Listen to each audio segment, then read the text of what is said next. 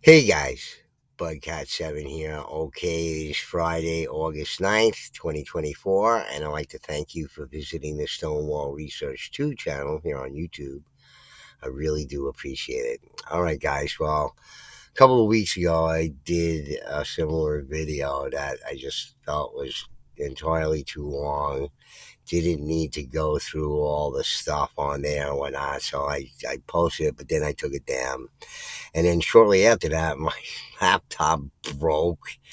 So I had to go out and get another laptop. So I'm working with a new laptop here, and everything's good, I guess. Just can't afford to be buying new laptops every 3 or 4 months. My last one got short circuited in a flood in my house. I live in a basement, and we had hellacious rains around here like 6 months ago, and it just water, just several inches of water in the basement, and my laptop was on the floor. So that killed that. The thing was brand new. It was only like a few months old, and I had a spare one, but not as good. And that one had a cracked screen, so a little bit of water got in the liquid crystal screen there, and that more or less destroys it once that happens. So in any case, I had to get another laptop here. So anyway, I did this video, and Harry Hubbard liked it. We had spoken shortly after I pulled that video. I think the next day or so, whatever. He's talking about what he watched it, I guess. But he liked what I said about these tabloid science articles that tell you absolutely nothing, often rehash the same old thing again, and you have to ask yourself why. So that's what this video is about. But I'm not going to even bother reading an article to you about the Lovelock cave because you've already heard the story before. That's all they say in these articles. And the reason why I came by is because, periodically I search, the research material on this, on the subject matter of my channels, right? So, in any case, this article is from the New York Post. Scientists still baffled from giant tumors, but it's like, what scientists? Who scientists? What scientists? Who are they talking about? So I question that. I mean, who released this? Was this a press release for some reason? Why did they have to bring this up again for some reason? Just because scientists are still baffled? Well, they better talk to the Humboldt Museum because they're not baffled about it. They tell you all about it. I don't know why they don't bother with that, but I mean, it sure would serve the Humboldt Museum pretty well if people visit a museum because they were interested in giants, right? So I don't know. Maybe it was them for all we know, but they have to go by their physical anthropology that was handed down to them since this thing was excavated initially, and the artifacts went to the museum there. But so anyway, I'm searching a few weeks back because this is a recent release apparently, because now 3 weeks ago here the Greek Reporter has it, and this is NDTV, is Indian News Agency, I believe, and IFL Science. Okay, so no evidence of it here. It says no evidence of ferocious ginger giants has ever been discovered here, nor anywhere. Blah blah blah. This is from March 20th, 24. Oh yeah, well, hi Skywall. That's not in accordance to the Humboldt Museum. The people who house the artifacts there. Who are these people talking to? And here's a few others. Here's a Daily Mail in Britain, and then finally the New York Post. There's no bother reading any of these articles. It's just a rehashing of the same Lovelock story that you've heard a billion times. But, in my mind, it's like, who are these scientists that are baffled by it or whatever? Because, if you were to refer to the Humboldt Museum here where the artifacts are held, they tell you right here the recovered remains of the inhabitants, although slightly more robust. See, here's where they get you. They're going to minimize it here and normalize it here when it can't possibly ever be normal. Okay, you can't have the Frisian giants. No explanation, no scientific explanation for the Frisian giants peoples who live in North Holland and North Germany there, who are of unusual size, who, scientists state clearly that they don't understand why they're so tall and all kind of stuff like that. But here, people are sure of why these people were, and they were within the limits. Well, at some range of size, you're only in one percentile, like anybody who's 8 foot. One percentage of the population, entire population, okay, and 7 foot people, like 2% of the population. So the rest of the people are of average height, within a range of average height, which is 5'8". Okay, so this is a euphemism, although slightly more robust, for bigger, not just taller and everything, bigger. Okay, so the thing is that whatever stories you hear about it now are not really the real story. We got the real story from C.W. Saram in his book, The First American, where he wanted to expose American archaeology, like at times of the Lovelock cave when the actual excavations were done to find all the artifacts there, was done in 1912 and 1924. Okay, so who was heading up the Division of Bureau of Physical Anthropology for the Smithsonian, which for all intents and purposes was the government's arm in the academic scientific community? Okay, who is that? Okay, this creep right here. Okay, said that every hypothesis that he made, all the hypotheses that he made, and all the theories that he had were all wrong, as we know now. Okay, this fraud, who's a pioneer of anthropology, was a eugenicist, and obviously somebody who is mentally disturbed, who's running around cutting off recently dead people's heads because he wanted to prove the superiority of the European white race over everybody else in the world. Okay, so whatever foundations of anthropology that he had or laid down or whatever, and people who base their scholastic um, career and their um, their degrees and sheepskins and everything on the foundations of Alice Shirley, well, you could throw him in the freaking garbage, okay? Because he didn't know what he was talking about, ever. Not ever, okay? There's no people in the Americas before 3,000 years ago. And he stuck to that at the end, even when they were digging up stuff that clearly was older than that. He had to stick to that because he was a freak, okay? So that's the problem. This is what Saram was talking about in his book, The First American, was that of Alice Herdlitz's influence and how it extended, and the people who worked under him knew he was a creep and an asshole.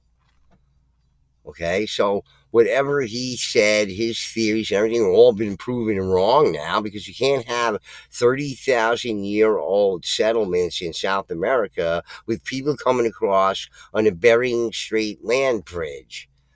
The oldest settlements would be up in Canada, not down in South America. The newest ones would be, according to that theory, that they all walked down there. Okay, well, now the Smithsonian had no choice but to revise Herdlitz's theory. They still say some of it's good, though. Some of it's good.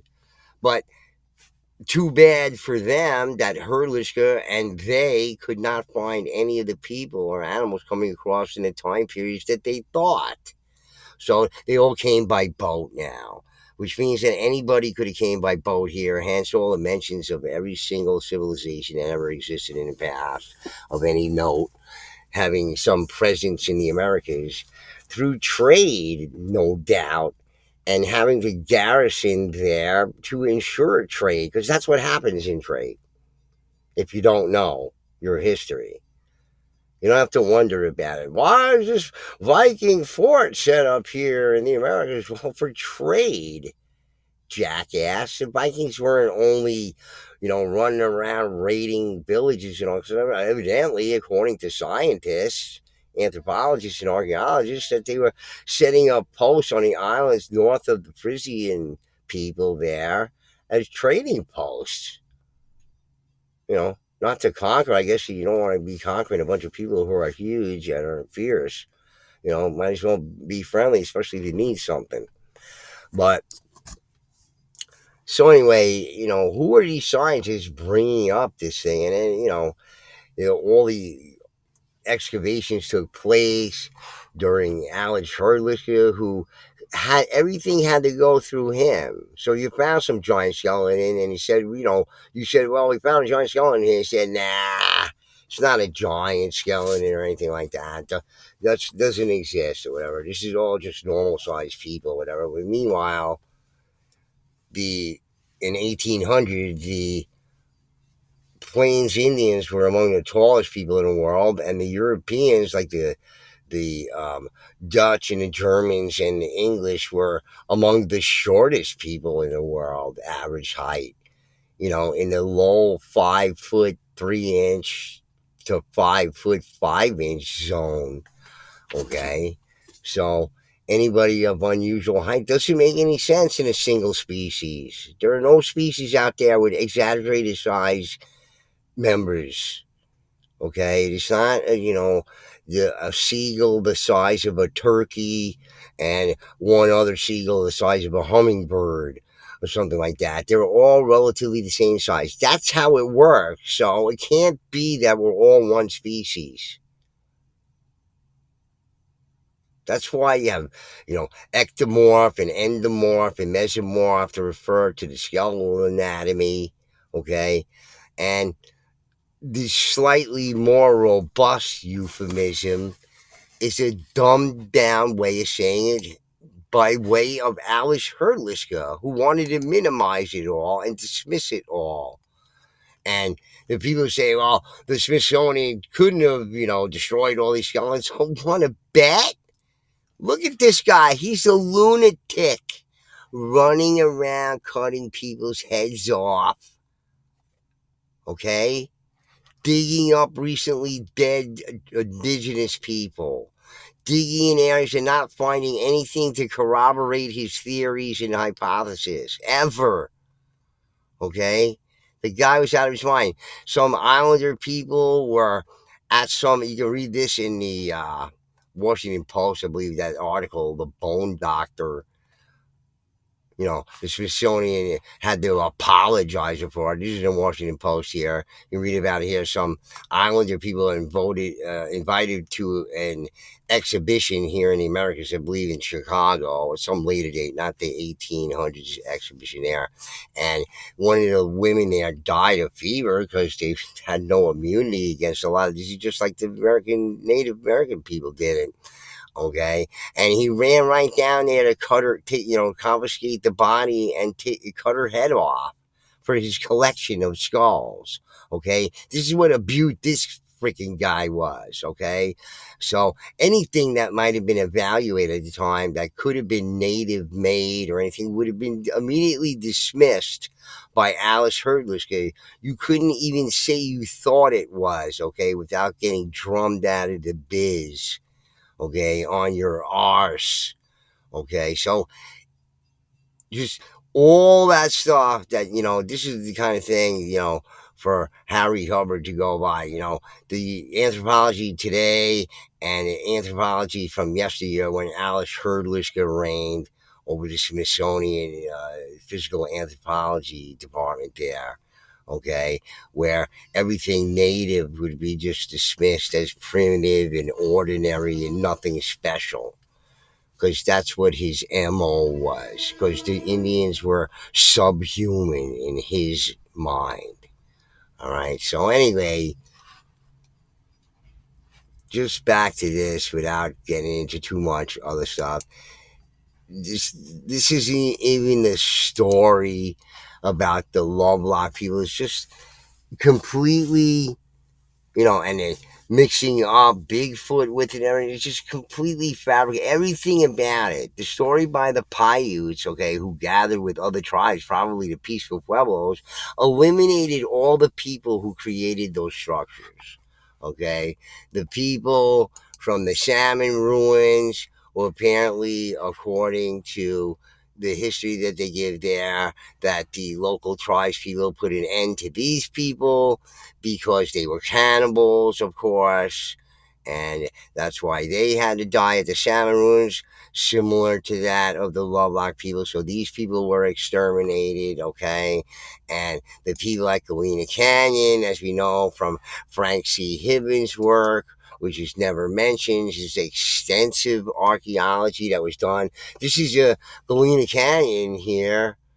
The Galena Canyon ruins is not a national park or anything. You're talking about 500 towers, stone towers, in a 30-mile by 50-mile area on these cliffs there. It must have been magnificent. Or when they were found, they knew they were 25 foot and 30 foot tall. Now they're reduced to rubble for some reason, and it's not a park. And the University of Washington State University did a study there and some excavations, and the people were not of the same skeletal anatomy as normal human beings. And according to Frank C. Hibbensworth, they were completely exterminated at night while they slept, attacked while they slept, and exterminated just like the people who were exterminated as the salmon ruins, and most likely were exterminated at Holman Weed. But all these structures are similar in design and construction, okay, indicating that they were built by the same peoples who were not the Paiutes and not the Pueblos, okay, because the Galena story screws that whole narrative up. And that's the reason why they got to keep the genocide buried, and that the peoples there were the people who built the structures who were not of the same skeletal anatomy, not of the same phenotype or morphology as normal average human beings. Okay.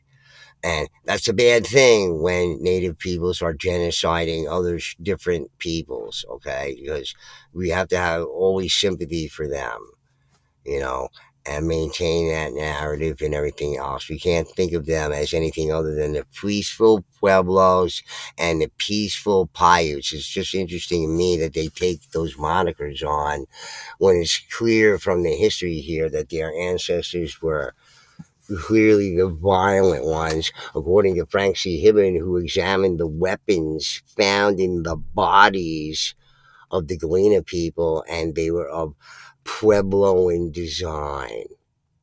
All right? So everybody's got a personal interest in this, in which they want to look squeaky clean, whether it's the Pius and the Pueblos or Alice Herdlicher or any of these anthropologists who foundations of their academic careers are built on the phony anthropology of Alice Herdlicher with his theories that are all wrong. Okay, whatever they may be. This is why I don't agree with the evaluation of the lime kiln there in uh, Maine, New Hampshire there. Okay, at the Twin Forks there in New Hampshire. I don't agree with that. It's clearly an Aboriginal structure. It's just that, you have people like Tim McSweeney who are all pro Native American and whatever, but their stories and mythologies about the giants, he don't like to talk about that. I even challenged him there, who has no love for me apparently. He's probably resents the fact that his good friend, Peter Waxman, included my argument in his book, A Shadow Under the Rock.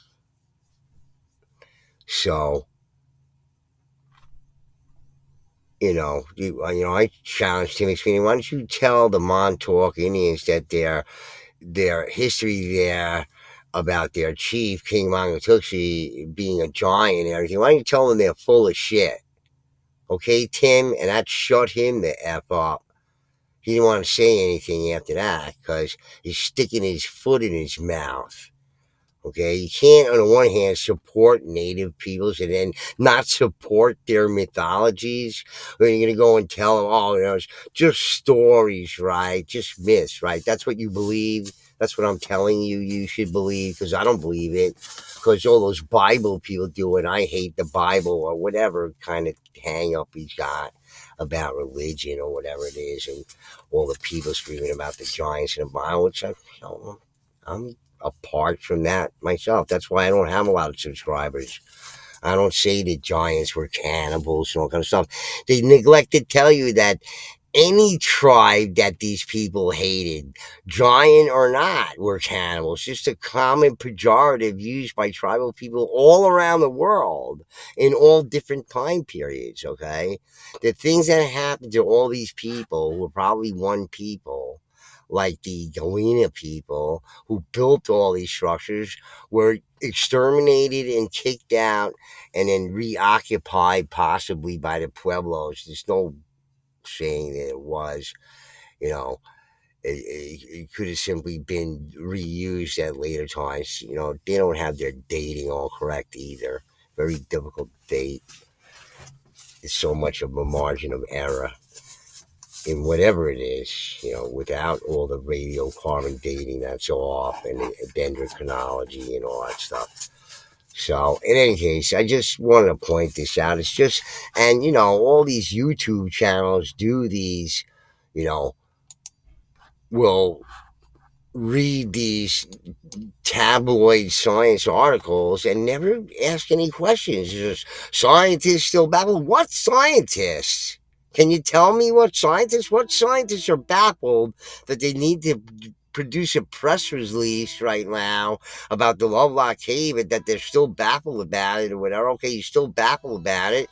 Well, why don't you tell that to the Humboldt Museum? They're not baffled about it. They don't think about 10-foot giants and all kind of stuff. They're slightly more robust, not beyond normal size around. Well, C.W. Shram told us that they had to piece all the skeletal remains together because the people who dug the guano out chopped them all into little pieces. Well, however many skeletons were found there, they just hacked them to pieces and shoveled them out with the guano and separated the bones and threw them in the garbage. Okay, they recovered some stuff that they left in there, pieces of different bodies or whatever that they found. They rebuilt the bones, and the bones are bigger. That's what slightly more robust means. It means bigger. It's a minimalized euphemism for larger, bigger people. Okay, which can't be explained. Okay, they're not telling you that. You don't need to know all that stuff. All you need to do is consume their bullshit. That's all you need to do, and give them their dollars when you visit their museum and they show you these things and have chuckles about it and put Bigfoot sandals on there and all this misinformation to get your mind all effed up. They're doing it on purpose. They're a bunch of creeps. Okay? I studied all the material and Frank C. Hibbins' work and everything, and I can come to my own conclusions. I don't need them to tell me what I should think. I have a brain too, okay? I don't need to repeat them because that's what they're going to accept, or anybody else on YouTube or anything like that. That's why I'm never going to have a lot of subscribers. I'm not going along with the program in the subjects that I study by mainstream or the alternative. I'm against them both. I have my own ideas about it, who I think are more practical and more scientific than anything anybody else is offering. But whatever. So anyway, guys, this is what I wanted to talk about. Is again these stupid tabloid articles that don't tell you anything. They're not giving you anything new. They're not telling you who the scientists are. They're not telling you why this is being brought up again. Why? Okay, I want to know. There's obviously a reason. Well, what is it? Okay? Why do they need to do this all of a sudden right now? What, to get more publicity about it? So, Nevada gets more tourism? Or, Who's interested in it? People who tell stories about the cannibalistic giants. I mean, if we know about the Iroquois, and they all know that the Iroquois are the Hopewell, well, if they said that they got their great law of peace from the big man, okay, why use that name? You know, if the guy wasn't a big man, literally, he was a big man. It's like baby talk or something like that. They have words for like intelligent, most resourceful, or what the most decent and all kind of stuff. Why the big man? They're obviously talking about one of these Adina. Now that we know that the from University of Indiana that the Adina and Hopewell were contemporaries. So I just put those two things together like one, two, three. All right. So why would giants be talking about great laws of peace? And in those great laws of peace, there's a prohibition against cannibalism. Okay. Anybody who is your enemy was called a cannibal. In North America and South America and Central America and everywhere else in the world that there were tribal people in the past. It was usually, if you read historical texts on different cultures, whoever they are, the Greeks, the Romans, they just call all people cannibals that they didn't like to incite the people to be angry and be warlike. Okay, so all propaganda, it's just demonization of the enemy. It's just as simple as that. They neglected everybody who does this subject on a Giants, who talks about cannibals and how these people, like, primitive people running around, okay, they weren't like the Adena, right? Building mounds and, giant structures and imperfectly and all this kind of, you know, and had laws and culture and all this kind of other stuff, just you never hear about that. You'll hear L.A. Marzulli talk about the Indian and everything else like that, but, they're always bad, okay? So, but, getting great laws of peace and being adopted into the United States Constitution as some sort of, recognition and what, come on now, all right? It's all nonsense.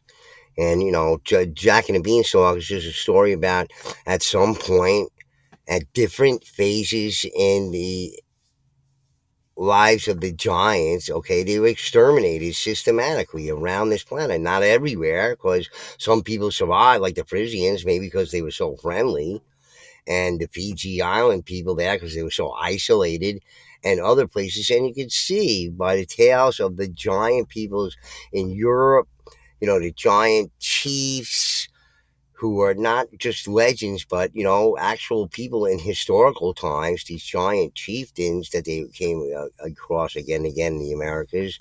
Okay, that the giants at some point, the ones that were left over from the genocide, whoever, were integrating with normal sized people like us. And that is why from 1800 to the early 20th century, we grew 3.3 centimeters, is because everybody around the world integrated with whatever giants were left over from the giant genocide.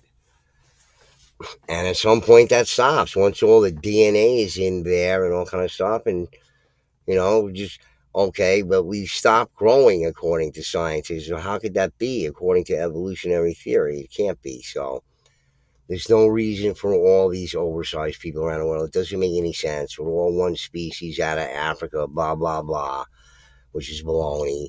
We obviously grew in different parts and different sorts of humanoids, and were many compiled and conglomeration of all different kinds of humanoid species from the past. All of us. That's why we're mesomorph and endomorph and ectomorph in our skeletal structures. Okay, because we're a mixture of all these weird humanoids of the past. We're not an original species. All right, guys. So anyway, just use your critical thinking skills. All right, and like I said, there's all these YouTube channels who will read these articles, and everybody will be like, "Oh, wow, that's cool," and everything. Just suspend their critical thinking skills and say, "Well, who and why and what for and all kind of stuff like that." That's what I'm wondering about this. I didn't need to hear the story again. That's all these articles repeat, is the same stupid story again, again, again. So it's not telling us or adding any new things. Just they're baffled. Well, not according to the Humboldt Museum. So why don't you guys talk to them, whoever you are? Scientists say what? Scientists say what? Scientists? I don't know, man. But this is how all these tabloid science articles go that people love, I guess, and watch by the hundreds of thousands and subscribe to channels like repeat these things, by the tens of thousands. So I don't know. I'm just here to try to disseminate the truth somehow. Anyway, guys. Well, anyway, think about it and don't read these science tabloid articles without your critical thinking cap on. Anyway, guys, hope you enjoyed that. Please do hit the like button and please do subscribe if you're not a subscriber. Budcat7 signing out. Peace.